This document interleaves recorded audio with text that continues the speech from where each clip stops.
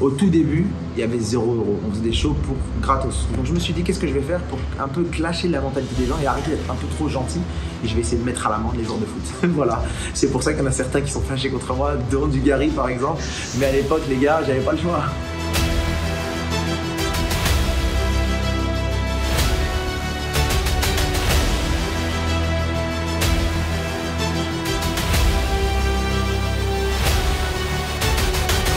Salut, c'est Sead et c'est carré.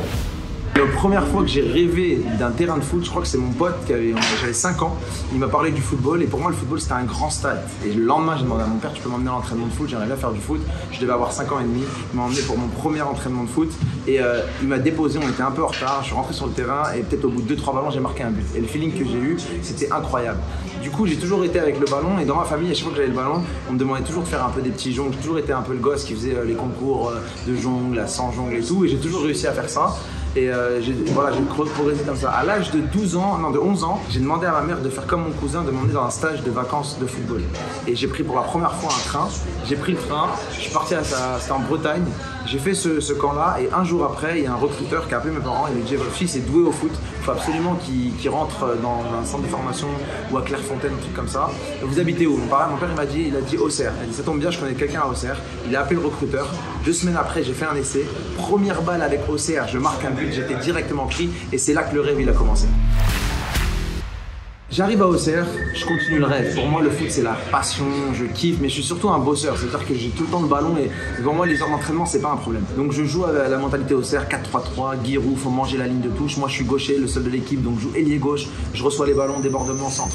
Première année, carton plein, meilleur buteur, pré-équipe de France, équipe de Bourgogne, donc ça se passe très bien. Deuxième année, je suis en 15 ans nationaux, ça se passe bien, mais là je commence à avoir une inflammation au genou qui ne me permet pas de jouer pendant pratiquement 2 ans où je dois arrêter par intermittence, 2 mois, 3 mois, et là ça commence à être compliqué. De là, je trouve pas une entente avec Auxerre. Au niveau du contrat, parce que je pensais être dans les meilleurs vu que je faisais les pré-France et que j'étais dans les top joueurs. Du coup, je trouve 3 qui veulent absolument investir chez la jeunesse, donc je pars chez un peu le concurrent qui a 1 heure de route.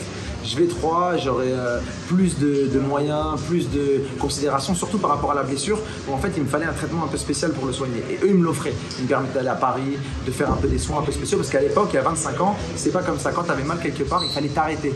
Mais en fait, maintenant, quand tu regardes dans la médecine de maintenant, il faut surtout pas t'arrêter. C'est le pire des choses à faire. Quand tu as une douleur, il faut absolument la traiter et faire des exercices complémentaires pour pas perdre physiquement et surtout musculairement, surtout à ces âges-là. Donc du coup, j'arrive à 3, je suis en centre de formation et malheureusement, les coachs sur lesquels je tombe, c'est les coachs qui détestent Auxerre. Donc moi, en tant qu'Auxerrois, je me fais allumer. À chaque fois que je commence à dribbler, à rentrer dans le côté artistique, ça passe pas. Du coup, j'ai commencé à changer ma mentalité en côté un peu plus sérieux, bosseur et plus introverti. Et le problème, c'est que j'étais timide.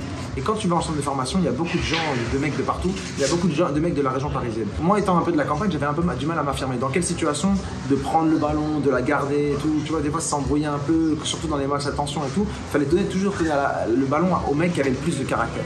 Et ça, je l'avais pas compris à l'époque. Donc les blessures, plus un peu le fait d'être un peu timide et d'avoir un peu rejeté ma personnalité artistique au détriment d'une autre personnalité un peu plus bosseur et tacleur, j'ai commencé à reculer d'un cran et je m'affirmais moins que dans les catégories en dessous. Et de là, j'ai pas pu aller vraiment jusqu'au contrat professionnel et j'ai décidé à l'âge de 18 ans, 19 ans, quand j'étais en convalescence de ma première grosse blessure, d'aller sur Paris pour passer mes diplômes d'entraîneur. Donc je signais avec un peu le Paris Saint-Germain, ils avaient une cellule où on pouvait passer son diplôme de coach et en même temps tu pouvais t'entraîner avec l'équipe 3 ou même peut-être des fois aller en CFA. Moi étant blessé, je suis parti sur Paris avec cette optique, c'est-à-dire que je ne pouvais pas encore rejouer à haut niveau, mais une fois que je pouvais reprendre, étant dans la cellule du PSG, il y aurait peut-être une possibilité que je rentre en équipe 3 et après on ne sait jamais, peut-être faire mes preuves ou alors me faire un peu des relations pour remonter dans notre club. C'était un peu ma stratégie.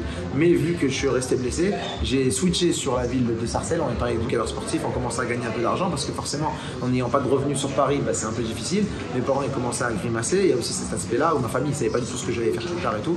Et en même temps je découvre une nouvelle vie. Toute ma vie c'était le football ou le centre de formation, c'était que le ballon. Là j'arrive à Paris, sous la Terre Eiffel, il y a des danseurs, je vais dans des soirées, je rencontre des gens et là il y a les tournois de street qui font dans la région parisienne. Et en étant coach un peu des petits, je travaille avec la Ligue de Paris, on m'amène dans ces tournois de street et il y a un premier tournoi de 1 contre 1 je vais en finale, je me qualifie et on m'envoie dans la finale nationale avec toutes les meilleures de chaque ville. Lille, Marseille, Lyon, etc. Et donc on est au Pink Paradise, dans une boîte de nuit. Il y a Sidney Govou, Jiggle Cissé, ils ont aménagé un terrain de 1 contre 1, il y a plein de médias. Et là, je sais pas pourquoi, je switch, j'avais déjà les tresses collées et on m'appelle pas, mon vrai nom c'est Arnaud Garnier. Mais là on m'appelle pas Arnaud Garnier, on m'appelle Sean Paul. Ok, parce qu'à l'époque il était super connu et les mecs avec les tresses c'était comme ça, surtout que j'étais blanc. J'arrive dans cette boîte de nuit et là en 1 contre 1, je les enchaîne tous, petit pont, sombrero, grand pont. Et en fait je commence à retrouver le plaisir que j'avais quand j'étais tout petit. Et là je me dis attends, c'est ça le football, c'est ça que j'aime. C'est pas forcément de faire les efforts ou de jouer sur un terrain 11 et m'embrouiller avec des mecs pour leur convaincre que je dois avoir le ballon et pas eux. Non, ce que je kiffe, c'est de donner du plaisir aux gens. Je gagne ce tournoi, Sidney Govou vient dans l'arène, j'y mets un petit pont et la vidéo va sur TF1, Canal+, etc. Et de là, je me dis, en 2 minutes, j'ai réussi à me faire plus de public relations que dans toute ma carrière. Il y a des agents qui m'appellent, ouais, tu joues, tu fais quoi maintenant et tout. Je comprends pas en fait, je me dis, c'est un truc de fou. Et c'est ce jour-là que j'ai compris que je pouvais utiliser le ballon en dehors du terrain du football. Et c'est là que j'ai compris que le freestyle, ça pouvait être pas un sport, mais une façon de communiquer. Et là, j'ai décidé de m'entraîner à tous les footballs, 1 contre 1, futsal, freestyle. Et en fait, à chaque fois qu'il y avait un événement, je me débrouillais pour m'intégrer dessus et de me faire ma propre com. Et c'est comme ça que ça a commencé. Personne ne fait du freestyle en 2006. Il y a juste 2-3 pubs sur les réseaux sociaux ou alors à la télé, les grosses pubs Adidas, Nike et tout, tu vois. Mais il n'y avait pas de freestyle, ça n'existait pas. Moi, ce que j'ai fait, c'est que dès le début, j'ai essayé de créer un groupe de freestyle pour rassembler un collectif et de faire en sorte qu'on s'entraîne ensemble pour grossir le mouvement. Deuxièmement, en m'entraînant dans la rue tous les jours, j'ai compris comment capter l'attention des gens. Comment faire en sorte que le public aime ce sport. Et ensuite, troisièmement, avec Internet qui venait, c'était les premières années d'Internet. Moi, j'ai eu Internet à partir de 2004-2005. J'envoyais des emails à tous les événements, gratuits, pas gratuits, et leur demandais de faire des prestations. Au tout début, il y avait 0 €. On faisait des shows pour gratos. On venait, le but c'est de se faire voir. Je me rappelle d'un gros événement qui s'appelait le Juste Debout. C'est un événement de danse où il y avait 17 000 personnes à Bercy. À l'époque, c'était au stade Coubertin. À un moment donné, le mec il dit ok, il y a un mec qui veut s'exprimer sur scène et tout, venez. Moi j'ai couru avec mon ballon, j'ai lancé, je dis vas-y s'il te plaît laisse-moi passer. Il s'appelait Bruce Ikanji. Il m'a dit non. Nous on veut que des danseurs et tout. Ok, pas de soucis et tout ça. Et tu fais pour combien? Je fais ouais, moi je fais direct gratos. Non, y a pas de problème. Il voulait pas. L'année d'après, il m'a vu performer un peu dans 2-3 trucs de street. Il voulait direct que je vienne et tout. Et l'année d'après, j'avais déjà après augmenté les cachets. C'était rien, c'était genre de 50 €. Mais j'avais déjà commencé à augmenter les cachets. Par contre, tous les jours, ma façon de gagner ma vie, elle était très simple. Je faisais des street shows. J'allais à la Tour Eiffel. Je mettais ma casquette. Je faisais des shows avec des danseurs. Et ils m'ont beaucoup appris parce qu'à l'époque, moi, je faisais des jongles et les gens ils aimaient bien, mais c'était impersonnel. Mais à partir du moment où je rentrais sur les Champs-Élysées, je disais bonjour mesdames, messieurs, aujourd'hui je vais vous donner du rêve, vous avez Ronaldo, Messi, vous voyez à la télé, moi vous ne payez pas de ticket d'entrée et je vais vous faire plus rêver que Ronaldo et Messi tous ensemble. Et là je captais l'attention et je commençais à faire des shows et en fait à la fin du show, je disais voilà, si vous avez kiffé le show, vous devez payer, si vous n'avez pas kiffé, vous devez payer quand même. Et celui qui veut gagner toute la casquette, il doit me mettre un petit pont. Alors il rentrait, les gens rentraient, à chaque fois qu'ils ne mettaient pas petit pont, ils payaient 5 balles et toute la journée je jouais. Et au final je me faisais 50, 100, 150 et des fois il y a des jours où je faisais 1000 € avec l'expérience parce que j'avais compris le backwood. Donc au début, les premières années 0 € et plus on commençait à progresser, j'arrivais à me faire 200, 300, 400 € par mois. Et voilà, mais c'était une vie un peu difficile. Là où j'ai vraiment fait la différence, c'est quand j'ai commencé à gagner les compétitions. Dès le début, je me suis inscrit dans toutes les compétitions de street football et de freestyle. Donc de 2006 à 2008, j'ai été 4e, 3e, 2e et le premier championnat du monde organisé au Brésil par Red Bull, le Red Bull Street Style. Je voyage en retard comme d'habitude, j'arrive le dernier là-bas et j'ai la chance de gagner cette compétition devant Falcao, le meilleur joueur de futsal qui était juge, Bebeto, tu te rappelles, 94, Edgar Davids, Speedna avec la virgule et il y avait Crazy Leg qui est le mec qui a inventé le backspin à une figure de danse et qui vient du Bronx de New York. Donc il y avait 4 pointures qui avaient tous leur légitimité du football à leur façon, qui me jugeaient et moi je devais les toucher avec mon art. Venant de la street, ayant ma petite touche football, j'ai combiné les meilleurs éléments pour être le premier champion du monde français. Quand j'arrive en France, j'ai un peu de reconnaissance et Red Bull me sponsorise et de là, je commence à faire le tour du monde. J'avais aucun accent anglais, j'ai toujours pas d'accent anglais, mais je savais pas parler en anglais et tout. Je commence à voyager, j'avais compris le délire, comment capter l'attention, comment faire du média et c'est là que j'ai construit mon personnage, Céane, vraiment, entre 2008 et 2011. Au bout de 2011, je me suis dit, il y a des limites. Je vois que je commence à faire les mêmes choses, les gens m'ont vu 4-5 fois, ouais, mais il fait des gris-gris. Surtout, je me rends compte quand je reviens en France, qu'en France, on est très bien, mais l'esprit, il est super critique. C'est vraiment difficile, la France, parfois. C'est un pays très artistique, donc quand on va à l'étranger, on est super reconnu. Mais quand on est chez nous, c'est pour ça qu'on est fort. C'est parce qu'en fait, l'esprit, il est archi critique. Et du coup, quand je revenais en France, je ressentais trop un peu le rabais du freestyle, c'est pas du football, et on me considérait comme un freestyler, j'avais pas les bons accès et tout. Donc je me suis dit, qu'est-ce que je vais faire pour un peu clasher la mentalité des gens et arrêter d'être un peu trop gentil. Je vais commencer à clasher les joueurs de foot. Première chose que je fais, j'appelle Red Bull, je vois qu'ici Neymar comme athlète ambassadeur, et je leur dis, est-ce que je peux venir au Brésil? Je sais qu'il va juger cet événement, j'aimerais bien juger avec lui, je vous le fais gratuit, je paye mon billet, juste je veux avoir l'accès. Ils me disent, oh on sait pas trop. Je m'incruse, je prends mon billet, je les convainc sur place, j'arrive là-bas, je fais l'événement et tout. Neymar il rentre sur scène, je m'incruse sur scène avec lui, tu sais, personne ne dit rien et tout, ils se disent bon, ils vont faire un petit freestyle, je lui donne le ballon et je dis Joga, Joga, je dis Cagnetta, Cagnetta, et lui il comprend petit pont, il prend la balle, il commence à jouer et tout, je lui mets en confiance, les gens crient un truc de ouf pour lui, lui il est au Brésil, il joue à Santos, il met à tout le monde la misère sur les terrains, il se dit ouais lui je vais le fumer. Moi, je sais très bien ce qui va se passer. Je prends la balle et là, j'avais déjà une stratégie. La première stratégie, c'était d'aller super vite avec le ballon. Et quand tu vois que je vais vite, lui, il fait ça avec sa main. Ça veut dire qu'il est surpris. Deuxièmement, je fais un geste qu'à l'époque, personne ne connaissait, qui est le coup du t-shirt. Mettre la balle dans son t-shirt et de feinter qu'elle est derrière toi. Donc, je fais ça. Mais comme lui, avant, il s'est dit, il va vite avec le ballon. Il s'est dit, putain, la balle, je ne l'ai pas vue, elle est passée derrière moi. Et donc, il fait carrément un tour sur lui-même, ce que je voulais. Et là, il se rend compte que je l'ai eu, que la balle est dans mon t-shirt et tout le monde rigole. Et le truc qui ne s'éveille pas, c'est que moi, j'étais déjà dans le délire des réseaux sociaux avant même que ça existe. J'avais ramené un caméraman qui était en haut de chez moi, j'avais un ordinateur tout pourri. Et donc, on avait calqué l'angle que je devais faire le coup du t-shirt à cet endroit-là pour avoir le bon angle de vue et tout. On arrive le soir à l'hôtel. On édite la vidéo, déjà à l'ancienne 2011, on est en train d'éditer, on veut la mettre sur YouTube avant tout le monde. À 7h du matin, je me vois, j'étais 7h04, après 3 crashs d'ordinateur, on met la vidéo et quand je pop la vidéo, je retape le titre, ouais, Céane Garnier versus Neymar, et je vois qu'il y a déjà au moins 3 vidéos de téléphone portable. Et là, je vois, il y en a une qui a fait 500 000 vues, l'autre 200 000 vues, l'autre 300 000 vues. Je dis non, c'est impossible. Et ma vidéo, elle a du mal à démarrer, C'est pas grave. Là, je vois qu'il y a des médias qui commencent à repartager. Et le lendemain, je suis appelé par l'équipe du dimanche. Je sais pas si tu te souviens, mais voilà, l'équipe du dimanche qui m'appelle et j'arrive sur le plateau. Ils me réinvitent, donc ils me reprennent mon avion pour rentrer à Paris. À l'époque, c'était pas comme maintenant. Hein. Pour prendre un avion, c'était beaucoup plus difficile pour moi. J'avais pas forcément les moyens et tout. Donc j'arrive à Paris, je fais direct l'équipe du dimanche. Ça se passe super bien. Pour moi, c'est un rêve. Et là, j'ai commencé à me dire, ok, je vais aller à tous les événements de football et je vais essayer de mettre à l'amende les joueurs de foot. Voilà. C'est pour ça qu'il y en a certains qui sont fâchés contre moi, dont Dugarry par exemple. Mais à l'époque, les gars, j'avais pas le choix. Ceux que j'ai clashé direct, c'était Neymar, qui l'a super bien pris.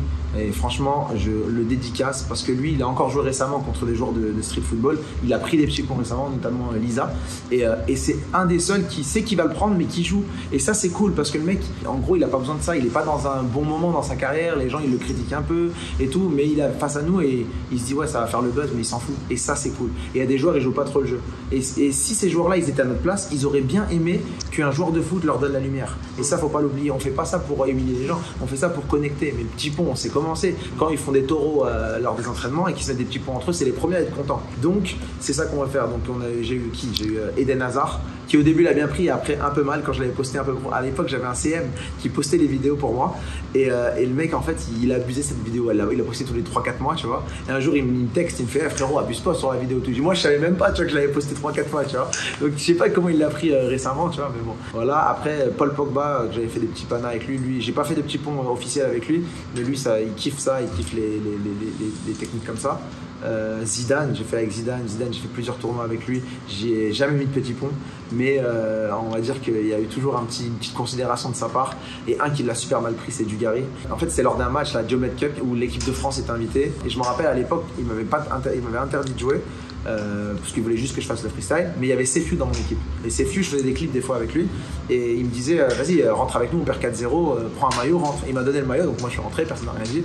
Je rentre, et là Dugarry il vient direct, et il savait pas qui j'étais. Donc j'ai fait un geste technique qui est visuel. C'est pas un truc super dur, mais personne connaît, ça s'appelle un RAK. C'est quand tu sautes avec le ballon et tu la mets derrière et tu la récupères de l'autre côté. Ça fait vraiment un gros effet, c'est psychologique. Quand on fait un geste qui n'est pas connu, les gens font waouh, ils s'imaginent que c'est une technique de fou. Mais en fait, c'est très simple d'apprendre ce geste, tu vois. Et du coup, ça l'a énervé, il est revenu, j'ai fait chercher le ballon, il est revenu et il a pris, je sais plus ce que j'avais mis, un petit pont, un truc comme ça.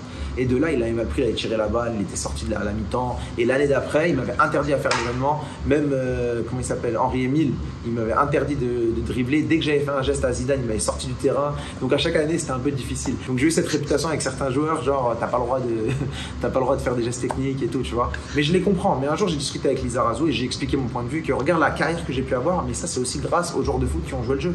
Et c'est pas moi qui veut dire ouais, ce que je sais faire, je suis meilleur qu'un joueur de foot. C'est pas ce que je veux montrer. Des fois, les publics dans les commentaires, on le sait très bien, surtout les fans de foot, ils l'interprètent mal. Ce que je veux dire, c'est que des jeunes comme moi, il y en a plein. Ce que je veux leur inculquer, c'est attends pas que les gens ils te donnent la lumière, crée-la toi-même.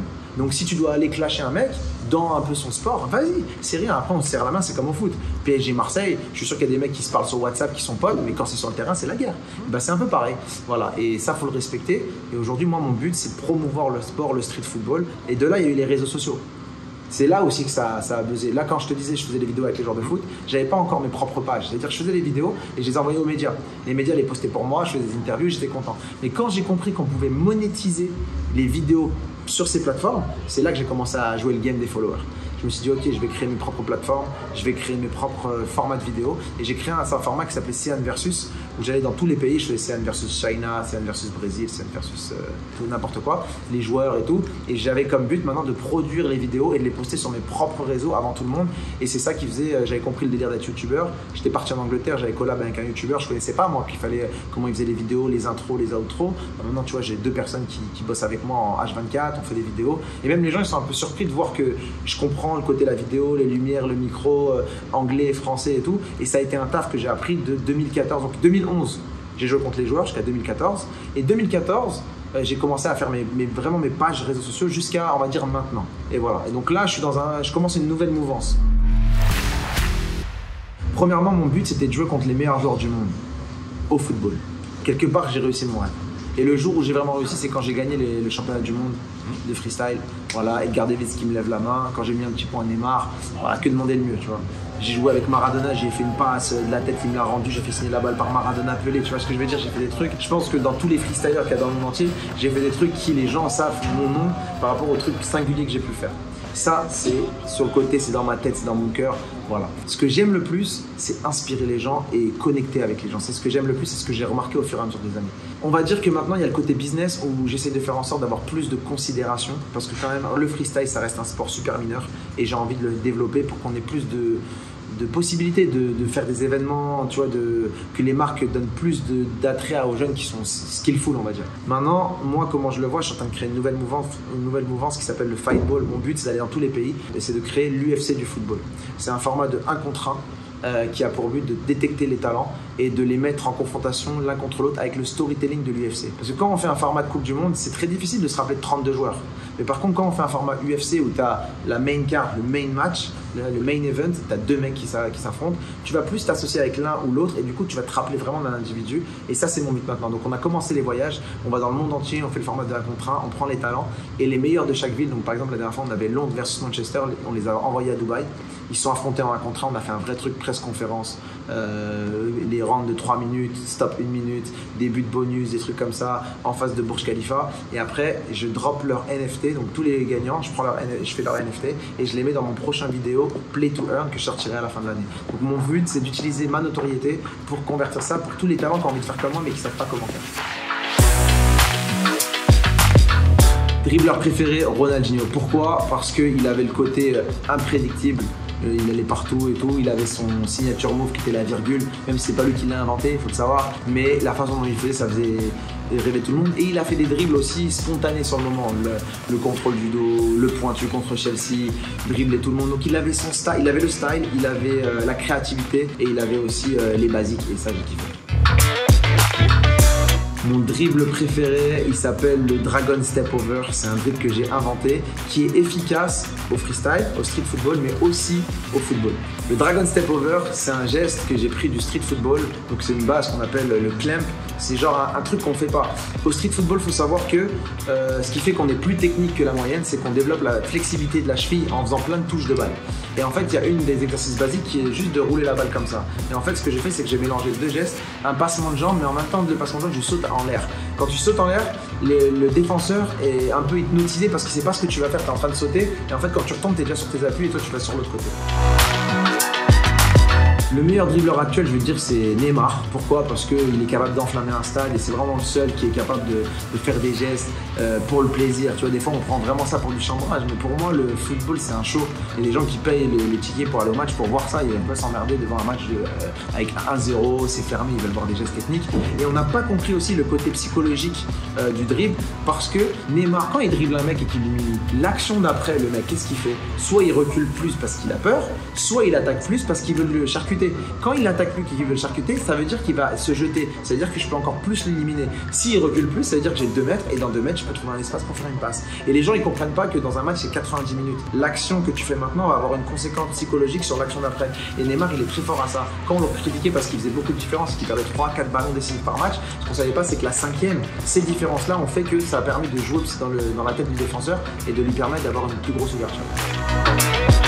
On dit souvent, ouais, lui il fait des gris-gris et tout. C'est un peu comme ça qu'on voit le freestyle. Mais moi je le vois pas comme ça. Moi ce que je vois, c'est que je t'aurais jamais adressé la parole si j'avais pas été capable de te connecter avec le ballon parce que je suis timide. Mais quand je te fais la passe et que tu me la redonnes, on sourit et boum, là je peux te parler.